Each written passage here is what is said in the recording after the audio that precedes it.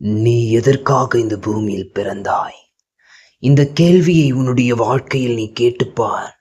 அதற்கு பதில் உன்னிடத்தில் இருக்கிறதா? உண்மையாக சொல்வோமாகில், நாம் எங்கு செல்கிறோம் என்று அறியாமல் சென்று கொண்டிருக்கிறோம். மனுஷனுடைய ஆயுசு நாட்கள் 70, ஒருவேளை பலத்தின் மிகுதியால் 80, அதற்கு மேலும் சில பேர் வாழ்கிறார்கள். அது பாடுகளில் இருக்கிறது. நீ எதற்காக வாழ்கிறாய் என்று நீ யோசித்திருக்கிறாயா? பணத்தை சம்பாதிப்பதற்காகவா? இல்லை கல்யாணம் செய்வதற்காகவா? இல்லை அதிகமாக படிப்பதற்காகவா?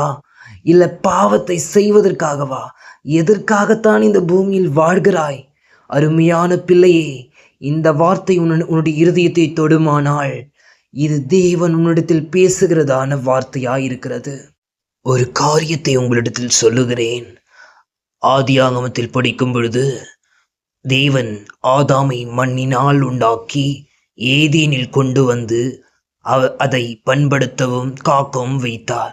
ஏன் தேவன் ஏதேனில் வைக்கிறார்? ஏதேன் என்பது அது ஒரு பரலோகத்தின் ஒரு வாழ்க்கை. பரலோகத்தின் வாழ்க்கை என்றால் என்ன? அது ஒரு இடமா? இடம் அல்ல, அது தேவன் இருக்கிற இடமே பரலோகமாயிருக்கிறது. சந்தோஷம், நிம்மதி, சமாதானம் இருக்கிற இடம்தான் பரலோகம். அங்கே வியாதி இல்லை, அங்கு வயோதிபம் இல்லை, அங்கு மரணமும் இல்லை. அதுதான் பரலோகத்தின் அனுபவம்.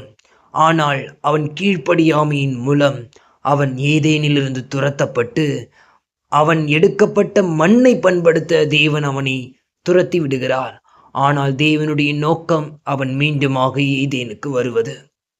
அதுபோல இன்னொரு காரியத்தை சொல்லுகிறேன். தேவன் தாம் ஆபிரகாமுடன் பண்ணின உடன்படிக்கையின்படியே வாக்குத்தத்தம் பண்ணப்பட்ட தேசத்தை அவனுடைய சந்ததிக்கு கொடுக்க சித்தமானார். ஆனால் அவர்களோ எகிப்தில் அடிமைகளாயிருந்தார்கள். அவர்களை மீட்டுக்கொள்ளும்படியாக ஒரு பலி அவசியமாயிருந்தது. இதற்காக தேவன் அவர்களுக்கு பஸ்கா ஆட்டுக்குட்டியை பற்றிய பிரமாணத்தை கொடுத்தார். இதை செலுத்தின போது அவர்கள் எகிப்திலிருந்து விடுதலையாக்கப்பட்டு கானானை நோக்கி அவர்களுடைய பிரயாணத்தை தொடர்ந்தார்கள். இதிலிருந்து நாம் என்னத்தை தெரிந்து கொள்ளுகிறோம்? நாமும் கூட பரலோகத்திற்கு போவது தேவனுடைய நோக்கம். ஆனால் எகிப்து என்னும் இந்த உலகம் நம்மை அடிமையாக்கி வைத்திருக்கிறது. இதிலிருந்து விடுவிக்கும்படியாக நாம் கர்த்தராகிய இயேசுவை நாம் ஏற்றுக்கொண்டு அவரை விசுவாசிக்கும் போது நம்முடைய எல்லா அடிமைத்தனத்தின் நுகங்களையும் அவர் முறிக்கிறார். அதன் மூலம் நாம் எகிப்திலிருந்து, இந்த உலகத்திலிருந்து விடுதலையாக்கப்பட்டு கானானை நோக்கி செல்லுகிறோம். இதில் இருக்கிற பிரயாணம் 7 பகுதிகளாக நாம் பிரிக்கலாம். அவைகளை வருகிறதான காலங்களில் நாம் தியானிக்கலாம். ஆனால் இந்த பிரயாணத்தை சரியாக செய்ய வேண்டும். அப்பொழுதுதான் நாம் கானானை அடைய முடியும்.